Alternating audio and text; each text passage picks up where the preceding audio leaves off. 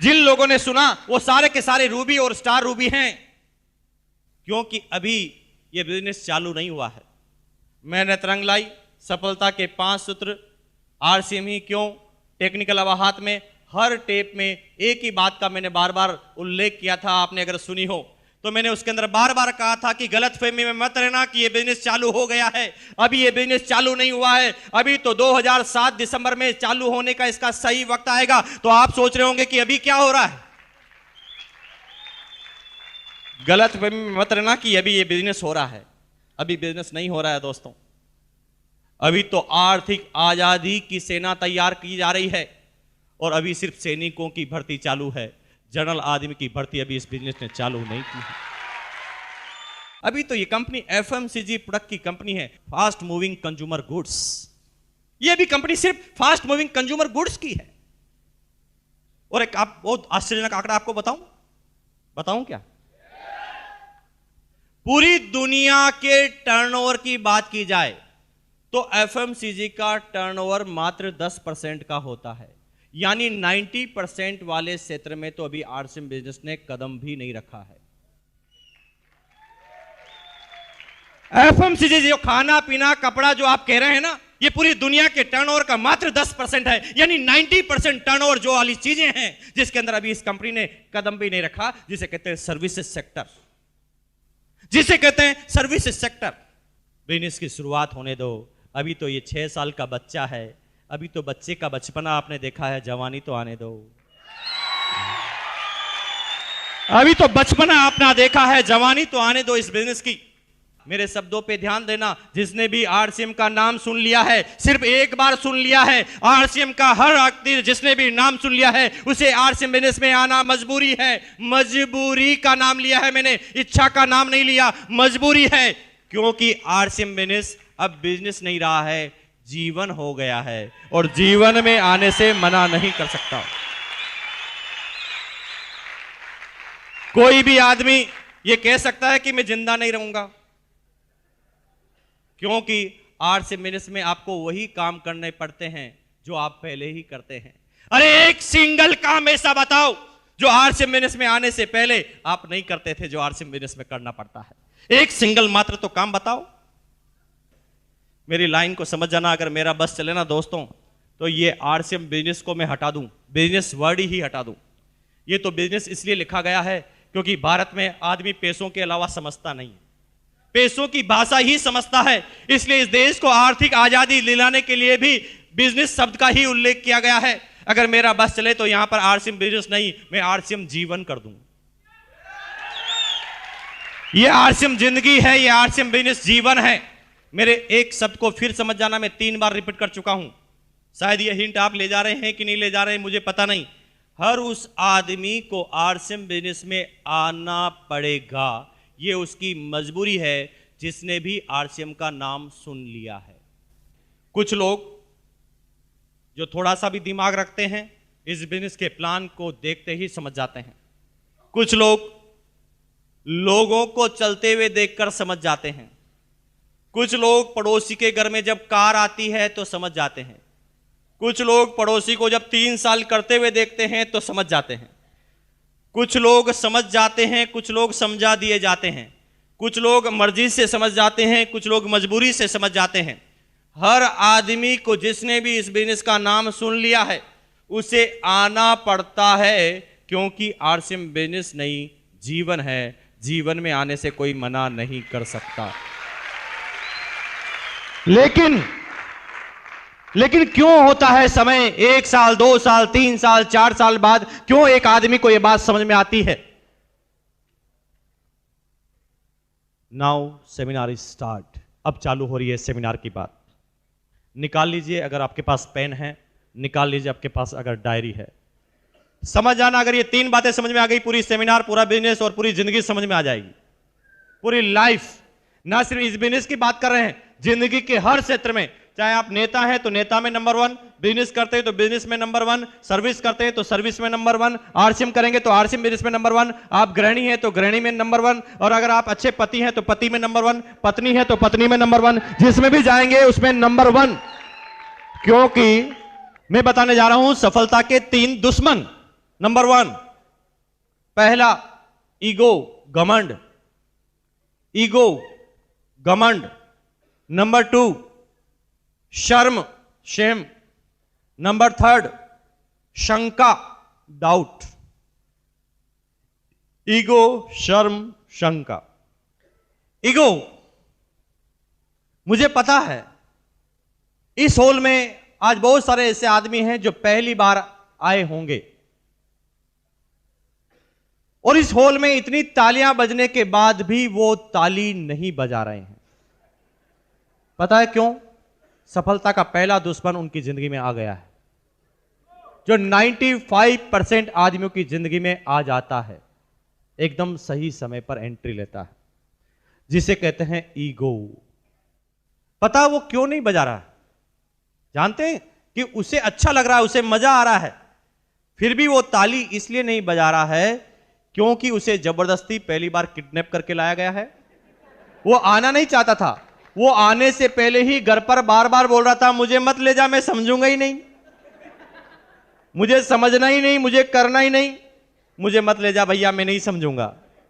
अब क्योंकि उसे समझ में भी आ रहा है, फिर भी वो ताली नहीं बजा रहा है, क्योंकि पड़ोसी नहीं देख ले कहीं मैं समझ गया, है ना। अब उसके अंदर ईगो आ गया कि कहीं अब मैं समझ जाऊंगा तो लोग क्या कहेंगे, समझ गया। क्योंकि घर पे तो कह रहा था नहीं समझूंगा, और अभी समझ जाऊंगा तो मेरी इंसल्ट हो जाएगी, और इसे कहते हैं ईगो। ये होते हैं अदृश्य, और जब ईगो आदमी के जीवन में आता है तो आपके सामने से अपॉर्चुनिटी निकलती है, वो डांस करते हुए निकलती है, और आप देखते ही रह जाते हैं, कुछ भी नहीं कर पाते। ईगो एक ऐसी चीज है जिससे नजर तो नहीं आती, लेकिन जीवन में उसका एक बहुत बड़ा असर आ जाता है। बहुत सारे आदमी को जब ये बिजनेस प्लान आप बताने की शुरुआत करते हैं, बहुत सारे आदमी शुरुआत से पहले ही आपको रोक देते हैं। आई नो वेरी वेल, मैं जानता हूं। जो ही आप बैग निकालते हो कहते रुक, नहीं कहना, नहीं आता, ऐसा बहुत सारे आते जाते, सुनेंगे नहीं आपकी बात। एक दिन एक आदमी मुझे भी मिल गया। जब ईगो आता है तो आदमी दूसरे वाले आदमी को नीचा गिराने की कोशिश करता है। जब ईगो आता है तो वो जिंदगी में सारे जो भावनाएं, उसके प्लस पॉइंट, उसके माइनस पॉइंट, सबको डब्बे में डाल देता है और सामने वाले आदमी को गिराने की कोशिश करता है कि कैसे भी ये आदमी मेरे से आज जीतना नहीं चाहिए। एक आदमी को जब मैंने प्लान बताना चालू किया तो उसने 15 मिनट तक तो मेरी बात ही सुनना चालू नहीं किया। उसने बक बक बक बक बक बक, मैं एक शब्द बोलूं वो 10 बोले। मैंने कहा भैया तू खाली हो जा पहले। जब वो खाली हुआ तो मैंने कहा मेरी बात भी 2 मिनट सुन ले, तेरी 10 मिनट सुनी। तो मैंने जब ऐसा कहा तो उसने कहा ठीक है सुनाओ। जब मैंने सुनाना चालू किया और मैंने बार बार उनसे क्वेश्चन पूछे तो उस हर क्वेश्चन का आंसर यस यस यस वो करता गया, और कुछ समय बाद उसे ये बिजनेस प्लान समझ में आ गया। मैं जानता हूं कि उसे ये बिजनेस प्लान समझ में आ गया, लेकिन आ गया ईगो, क्योंकि पहले उसने मना कर दिया। अब क्योंकि पहले उसने मना कर दिया तो अब उसके समझना ईगो सामने आया। अब वो मुझे गिराने के लिए, अब मुझे वो नीचा दिखाने के लिए, कुछ भी करने के लिए तैयार था। उसने कहा भैया ठीक है, मान लिया कि आपकी कंपनी अच्छी है, बढ़िया है, इनकम आती है, सब कुछ अच्छा है, लेकिन आपके साबुन पर ISI मार्क क्यों नहीं है? मैंने कहा भैया माफी दे दो, गलती हो गई, लगवा देंगे। और क्या बोलता मैंने कहा भैया माफी दे दो, गलती हो गई, लगवा देंगे, कल कंपनी से बोल देंगे, कल छाप लगा देगी। लेकिन आप मुझे बताओ ना कि आप कौन से ISI मार्क के साबुन से नहाते हो? वो कहता लक्स। मैंने कहा लक्स पे तो नहीं आता। वो कहता हमाम। मैंने कहा हमाम पे भी नहीं आता। वो कहता किसी पे तो आता होगा। मैंने कहा चुप, जब तू नहाता नहीं है तो तुझे क्या फर्क पड़ता है?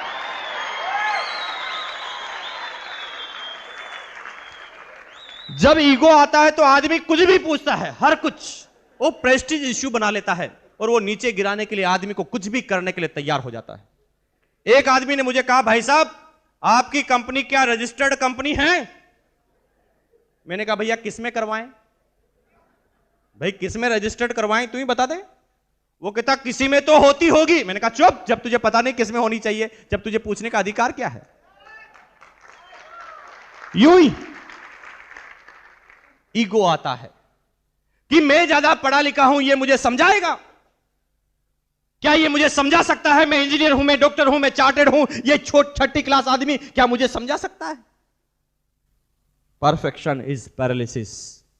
अगर आप सोचते हैं कि मैं सीख चुका हूं, जान चुका हूं, मैं परफेक्ट हो चुका हूं, तो समझ लो आपको लकवा लग चुका है। अब आप आगे नहीं जा पाएंगे, क्योंकि आप समझने की शुरुआत में ही रुक गए हैं। क्यों होता है इस हिंदुस्तान में? एक आईआईटी पास इंजीनियर जब वो हिंदुस्तान में दुनिया के सबसे टफेस्ट कंपटीशन को देता है और आईआईटी इंजीनियर बनता है, नाम सुना है आपने? एक आईआईटी इंजीनियर में औसतन धीरूभाई अंबानी से भी 10 गुना ज्यादा दिमाग होता है, लेकिन वो सारे के सारे आईआईटी इंजीनियर धीरूभाई अंबानी के यहीं पर सर्विस करते हैं। क्योंकि एक विषय में ज्यादा जानकारी के बाद उनके अंदर पहला सफलता का चंपालाल आ जाता है, जिसे कहते हैं ईगो। वो बार बार ये कहता है कि अच्छा ये मुझे समझाएगा। वो लोगों की बात ही नहीं सुनता। और धीरूभाई अंबानी फिर भी 10वीं पास होते हुए 65,000 करोड़ पर क्यों पहुंच जाता है? क्योंकि वो रोज कहता है मुझे कुछ नहीं आता, मुझे बताओ ना, मुझे कुछ नहीं आता, मुझे कुछ नहीं आता, मुझे बताओ, मुझे कुछ नहीं आता, मुझे बताओ, मुझे कुछ नहीं आता, मुझे बताओ, मुझे कुछ नहीं आता, मुझे बताओ, मुझे कुछ नहीं आता, मुझे सिखाओ, कुछ नहीं आता, मुझे बताओ, मुझे कुछ नहीं आता, मुझे बताओ, मुझे कुछ नहीं आता, मुझे बताओ, मुझे कुछ नहीं आता, मुझे बताओ, मुझे कुछ नहीं आता, मुझे बताओ, मुझे कुछ नहीं आता, मुझे बताओ, मुझे कुछ नहीं आता, मुझे बताओ, मुझे कुछ नहीं आता, मुझे बताओ। सीखता जाता है, सीखता जाता है, सीखता जाता है, सीखता जाता है, सीखता जाता है, सीखता जाता है, सीखता जाता है, सीखता जाता है, सीखता जाता है, सीखता जाता है, सीखता जाता है, सीखता जाता है, सीखता जाता है। Number 1 in the India 65,000 crore का साम्राज्य खड़ा कर देता है, क्योंकि वो कहता है कि मुझे कुछ नहीं आता। लेकिन आप, अच्छा ये मुझे समझाएगा, मुझे तो पहले ही पता है, मैं तो पहले ही जानता हूं, MBA मुझे बहुत आता है, मुझे पहले ही पता है, मुझे पहले ही जानकारी है, और इसलिए हमारी जानकारी एक दायरे में सिमट जाती है और हम जिंदगी में आगे नहीं बढ़ पाते, एक जगह जाकर टिक जाते हैं। और तभी वो 10वीं पास धीरूभाई अंबानी अपने दिमाग को थोड़ा सा चलाता है, क्योंकि वो समझ जाता है कि ये जो आदमी इंटेलिजेंट है, अगर ये मेरे साथ काम करेगा तो एक झटके में मेरे से 10 गुना आगे निकल जाएगा, क्योंकि मेरे से ज्यादा 10 गुना दिमाग इसके पास है। और इस कमजोरी को जब समझता है, ईगो को, तो जो ही वो कुछ करने की सोचता है उसे 4 लाख रुपए का इंक्रीमेंट देता है। वो आदमी डर जाता है, दूसरी जगह चालू करूंगा तो 0 से काम करना पड़ेगा, और यहां पर तो सीधे 25 लाख मिलते हैं। और जिंदगी भर वो धीरूभाई अंबानी के यहां पर ही सर्विस करता जाता है, उसी कंपनी में डायरेक्टर और प्रेसिडेंट बनता जाता है। लेकिन वो धीरूभाई अंबानी कभी नहीं बन पाता, क्योंकि वो बार बार कहता है कि मुझे समझाएगा, वो समझने की कोशिश ही नहीं करता। अगर आप समझना चाहें ना दोस्तों, मेरे शब्दों को समझना, अगर आप समझना चाहें तो नाली में पड़ा हुआ शराबी, 4 साल का बच्चा और दुनिया का सबसे बड़ा पागल भी आपको समझा सकता है। और अगर आप समझना नहीं चाहें तो ऑक्सफोर्ड यूनिवर्सिटी का प्रोफेसर भी आकर आपको कुछ नहीं समझा सकता। आज मुझे वो समय याद है, आज के 4 साल पहले की बात है। मेरी उस समय 3 साल की गुड़िया ने मुझे टूथब्रश करना सिखाया। कितनी अजीब और गरीब बात है। तो क्या मुझे 32 साल से टूथब्रश करना नहीं आता था? मैं गर्व से बोलता हूं कि मुझे नहीं आता था। एक दिन संडे की बात थी, महीने का अंतिम संडे, मेरी कोई सेमिनार नहीं थी। मैं घर के बाहर निकलकर गार्डन में ब्रश कर रहा था और मेरी गुड़िया पूंछ की तरह मेरे पीछे पीछे पकड़कर घूम रही थी, मुझे पता भी नहीं। अचानक 3-4 मिनट बाद मेरी जब निगाहें गई तो मैंने पूछा क्या है? तूने कहा डैडी छी, इतने बड़े हो गए अभी तक ब्रश करना नहीं आता। शुक्र है भगवान का, अल्लाह का, परवरदिगार का कि मैं उस समय आरसीएम बिजनेस में था, मेरे अंदर ईगो गायब हो चुका था। तो मैंने पूछा कि नहीं, क्या गलती है? अगर मैं आरसीएम नहीं करता तो उस बच्चे के एक चपाता मारता और कहता अच्छा तू समझाएगी मुझे।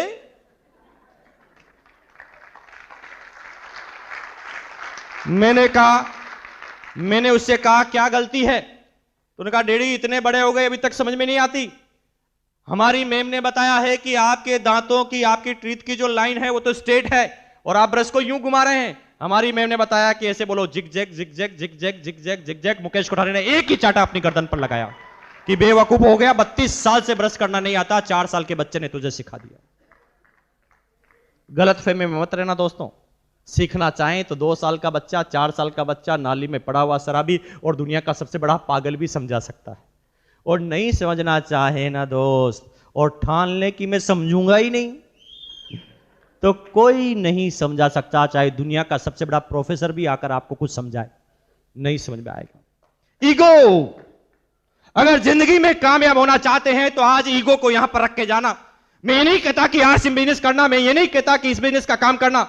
अगर आप टीचर हैं तो टीचर में ईगो को त्याग देना, अगर आप बिजनेसमैन हैं तो बिजनेस में ईगो को त्याग देना, आप पति हैं तो पति का ईगो त्याग देना, अगर आप पत्नी हैं तो ईगो को त्याग देना, अगर आप बिजनेसमैन हैं तो ईगो को त्याग देना, आप दुनिया के किसी भी क्षेत्र में है ईगो को त्याग देना। क्योंकि जब ईगो आता है तो दृश्य आता है, आपके सामने डांस करता हुआ निकलता है और आपके सामने अपॉर्चुनिटी चले जाती है साइड में, और फिर आपकी जिंदगी में आता है काश, काश ये जमीन 5 रुपए गज में मिल रही थी, ले लेता तो करोड़पति होता, किसी ने रोका, ले लेते, जिसने ली वो तो करोड़पति हो गया है। नंबर 2, शर्म, अपने काम में शर्म। और कहते हैं ना दोस्त, जब किसी इंसान को अपने ही काम में शर्म आना चालू हो जाती है ना, तो समझ लो ये दुनिया का सबसे बड़ा दूसरा नंबर का दुश्मन है। जो भी आदमी अपने काम से शर्म करते हैं वो कहीं पर नहीं जाते, क्योंकि कामयाबी का पहला ही मंत्र है, वो है जब तक दुनिया ये नहीं कह दे कि बंदा ये बिंदास है, तब तक आप कामयाब नहीं होंगे, चाहे आप किसी भी क्षेत्र में हैं।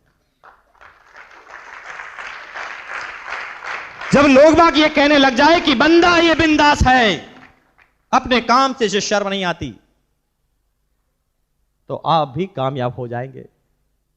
95% आदमियों को काम करने से पहले शर्म आती। मैं डॉक्टर हूं, लोग क्या कहेंगे, 8 रुपए का साबुन बेच रहा है। मैं तो बिजनेसमैन हूं, क्या ये मैं 1500 रुपए का छोटा सा बिजनेस करूंगा। मैं ये हूं, मैं वो हूं, और अपने काम से शर्म आती है।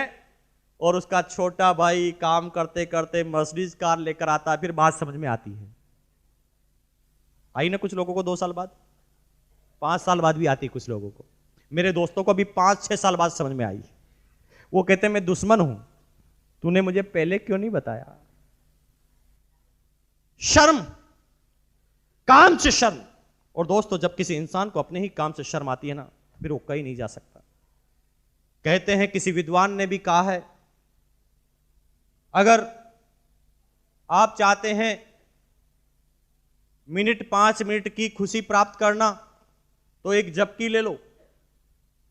अगर आप चाहते हैं कि 3 घंटे की खुशी लेना तो एक फिल्म देखने चले जाओ।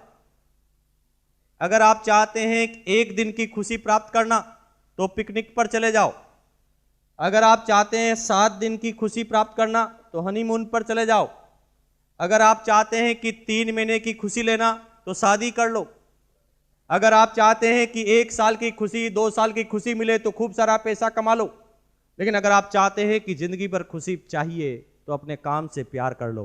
अपने काम से अगर आपको प्यार हो गया तो किसी खुशी की तलाश में आपको नहीं जाना पड़ेगा। अगर आप अपने काम से प्यार कर लेते हैं तो कभी आपको किसी खुशी की तलाश में नहीं जाना पड़ेगा। दोस्त,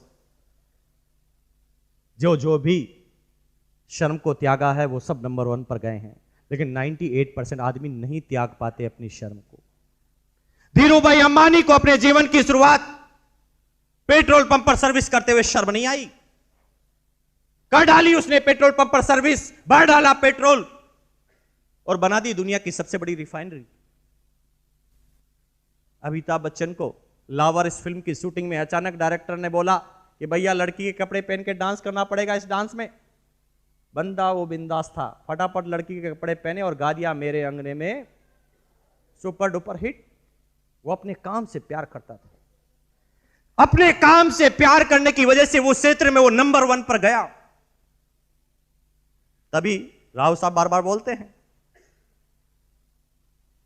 अरे दोस्त, इस देश में कामयाब व्यक्ति टाटा आज भी नमक का व्यापार करते हुए शर्म नहीं करता। बाटा आज भी जूतों का व्यापार करते हुए शर्म नहीं करता। अंबानी अभी आम और सब्जियों का व्यापार करते हुए भी शर्म नहीं कर रहा है, तो आप किस खेत की मूली हैं दोस्त, जो आपको शर्म आ रही है?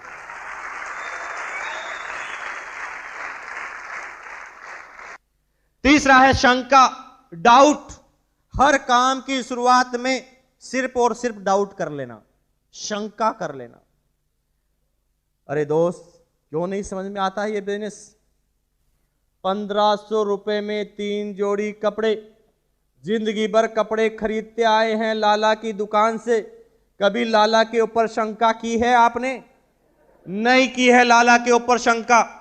जिंदगी भर लाला के कपड़े पेंट पर कर लाला के बच्चों को विदेश में भिजवा दिया। लाला के घर पर मर्सिडीज कार आ गई, लाला ने बड़ा बंगला ले लिया, लाला की पत्नी पूरा ज्वेलरी बॉक्स का सारा ज्वेलरी पहन लेती है। क्यों हुआ इन सालों में? क्योंकि कभी हमने लाला पे शंका नहीं की। लेकिन इस बिजनेस में 1500 रुपए कपड़े मिलने के बाद करोड़पति बनने का लाइसेंस मिलता है, और उसके ऊपर 2 लाख का एक्सीडेंटल इंश्योरेंस मिलता है, और सारे प्रोडक्ट की डीलरशिप मिलती है। फिर भी ये बात समझ में नहीं आती, क्योंकि बात ईजी होती है तो शंका हो जाती है।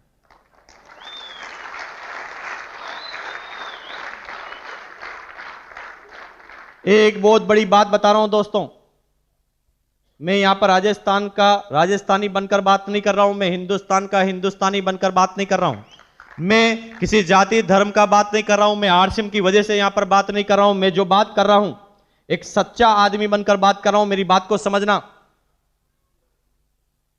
राजस्थान के व्यापारी को पूरे हिंदुस्तान में क्या कहा जाता है पता है आपको? मारवाड़ी। और मारवाड़ी का ब्रांड इमेज बताऊं मैं आपको? कंजूस मक्की चूस। आज भी हर फिल्म में उसी मारवाड़ी को बताया जाता है जिसने टोपी पहनी है, वो राजस्थानी भाषा में बात करता है, उसके रोल को केस में बताया जाता है कंजूस मक्की चूस। अभी तो आप हंस लिए, आगे सुनो। उसे कहा जाता है कंजूस मक्की चूस। जिस आदमी को कहा जाता है कंजूस मक्की चूस, आज पूरे हिंदुस्तान की अर्थव्यवस्था की बात करें ना, तो 50% से ज्यादा अर्थव्यवस्था सिर्फ मारवाड़ियों के हाथ में है। बिरला, बांगड़, बजाज, जेके, सिंगानिया, मित्तल, जिस भी ग्रुप का नाम आप ले लेंगे वो राजस्थानी होगा। क्यों? जिस आदमी को कहा जाता है कंजूस मक्की चूस, पूरे हिंदुस्तान की अर्थव्यवस्था एक राज्य के लोगों के पास, क्योंकि उनके पास एक जन्मजात गुण था जो लगभग 95% हिंदुस्तानियों में नहीं पाया जाता, अभी तो राजस्थानियों में भी नहीं पाया जाता।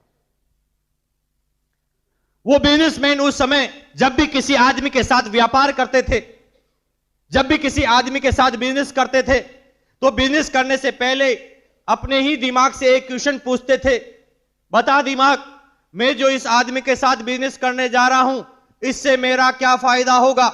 वो सिर्फ एक लाइन पूछते थे कि मेरा फायदा क्या होगा। लेकिन दुनिया ये पूछती है कि मेरा फायदा छोड़ो, इसका क्या फायदा होगा? इसलिए बात समझ में नहीं आती। 1500 रुपए में 3 जोड़ी कपड़े, 300 प्रोडक्ट की डीलरशिप, LIC, आप इंश्योरेंस, सारी चीजें मिलने के बाद, 7 रुपए किलो का नमक मिलने के बाद, 8 रुपए का साबुन मिलने के बाद भी लोग बाग इसे क्यों नहीं समझ पाते? क्योंकि इतनी इजी है ना, इसलिए शंका हो जाती है। 1500 रुपए में इतनी सारी चीजें दे रहा है, जरूर कोई ना कोई बात होगी,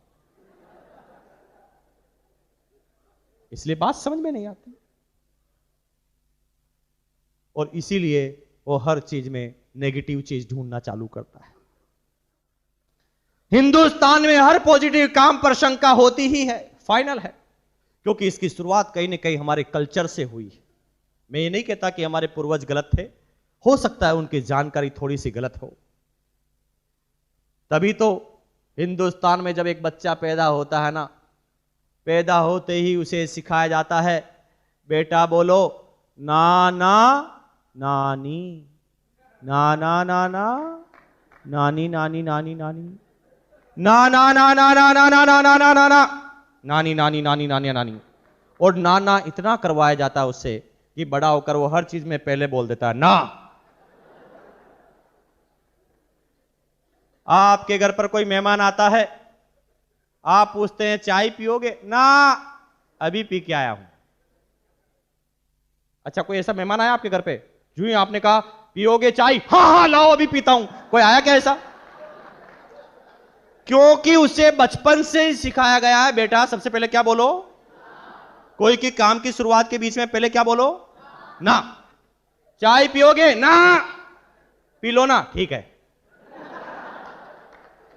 खाना खाओगे? ना, अभी खा के आया हूं। शकल से लग रहा 3 दिन से भूखा है, फिर भी यही बोलेगा अभी खा के आया हूं। फिर ज्यादा बोलो खा लो ना, ठीक है। खाना चालू करेगा और खाएगा तो आपसे 3 गुना खा जाएगा, लेकिन पहले क्या बोलेगा? क्योंकि उसे कहा गया बेटा हर काम के बीच में बोलो ना। और तभी 1500 रुपए में 3 जोड़ी कपड़े, 300 प्रोडक्ट की डीलरशिप, आने वाले समय में सारे प्रोडक्ट की डीलरशिप की गारंटी, एक्सीडेंटल इंश्योरेंस फ्री में, और आपको अकाउंट में मिलता है फ्री में, 0 बैलेंस में अकाउंट, और सारी जानकारी, सारे प्रोडक्ट मिलने के बाद भी कोई आदमी आपको बताता आरसीएम करोगे? ना, सब लूट गए हैं, बर्बाद हो गए हैं, ये हो गए हैं, नहीं कर सकता। ज्यादा बोलोगे तो कर लेगा, क्योंकि हर ना अंतिम ना नहीं होती। अरे छोटे से बच्चे से पूछ लो, इतना छोटा सा बच्चा भी समझ जाता, हम इतने बड़े हैं फिर भी नहीं समझते। बेटा बताओ, एक है हां, एक है ना, क्या है? हाँ और ना। और ना। और ना अगर मर गया तो क्या बचेगा? हाँ। यही तो बताने आया हूं भैया। थैंक यू, बैठो। देखिए इतना छोटा सा बच्चे ने बता दिया कि ना के बाद क्या बचा, लेकिन आप एक बार सुनते हैं परेशान होता, कोई बनता ही नहीं। अरे बेचारा बचपन से उसे सिखाया गया पहली बार में क्या बोलो। आप क्यों परेशान हो रहे हैं? वो बोलेगा ना, आपने भी तो पहली बार में ना बोला था। आप इंतजार करें उसके हां का, आप बात करें उससे आगे, क्योंकि बात इतनी पॉजिटिव है ना भैया, इसलिए तो शंका होती है कि 1500 रुपए में जीवन, 1500 रुपए में जीवन बना देता है, विश्वास नहीं होता, इसलिए शंका होती है। अगर अभी भी मेरी बात को नहीं समझ में आ रहे हैं ना, तो कितने आदमी शादीशुदा है, हाथ खड़ा कर दो। क्यों, दूसरी शादी करने का मूड है क्या? हाथ खड़ा करो ना, अगर हो गई तो खड़ा कीजिए। वेरी गुड, हाथ नीचे रखिए। आप सब लोग शादीशुदा है, और जो लोग आज अपनी पत्नी को यहां पर नहीं लेकर आए हैं, जो आदमी अपनी पत्नी को आज यहां पर नहीं लेकर आए हैं, यहां से घर पे जाना, घर पे जाते ही अपनी पत्नी को सामने बिठाना और मुस्कुराकर बोलना आई लव यू। आपके ऊपर ही शंका हो जाएगी। आपकी पत्नी ये पता लगाएगी कि आज इनका पता लगाओ कि कहां कहां गए थे। ऐसा पॉजिटिव शब्द कैसे बोलते हैं? क्योंकि शब्द पॉजिटिव है, इसलिए शंका जायज है। समझ रहे मेरी बात को? क्योंकि आदमी को शंका तब होती है जब उसे ज्यादा मिलता है। मुझे पता है, आज के 3 साल पहले मैं स्लीपर क्लास में सफर करता था, और मैं स्लीपर क्लास में सफर इसलिए करता था क्योंकि मेरी और ग्रोइंग स्टेज थी, और मुझे पता था कि मेरे जैसे आदमी स्लीपर क्लास में ही मिल सकते हैं ट्रेन के अंदर। तो मैं 3 साल पहले की बात है, स्लीपर क्लास में विंडो के नजदीक बैठा हुआ था। एक भिखारी किसी स्टेशन पर आया। देखिए हिंदुस्तान का भिखारी ऊपर नहीं चढ़ता, नीचे की तरफ गिरता जाता है। मुझे क्या बोलता है पता है? आते ही, सर प्लीज, सर प्लीज 1 रुपया देंगे। मैं उसकी तरफ देख के मुस्कुराया। उसने कहा 8 आने तो दे दे।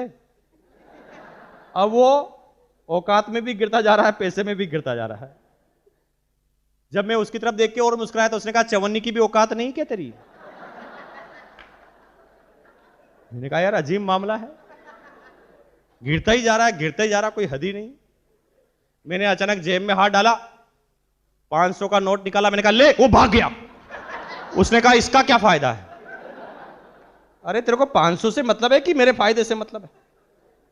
और 90% आदमियों को यह बात इसलिए नहीं समझ में आती कि इसका क्या फायदा है, और इसलिए बिजनेस समझ में नहीं आता। और यह सफलता के जब 3 दुश्मन किसी की जिंदगी में आते हैं,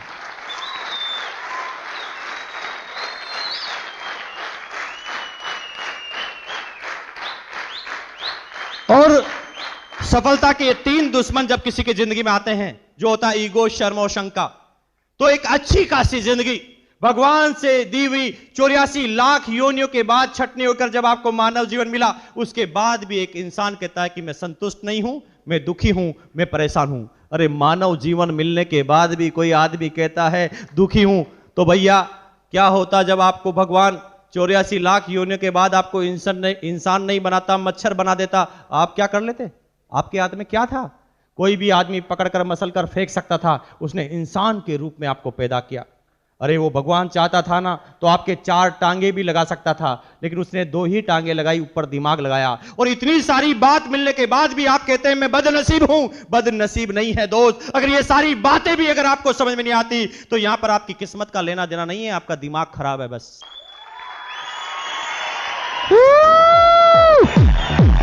हेलो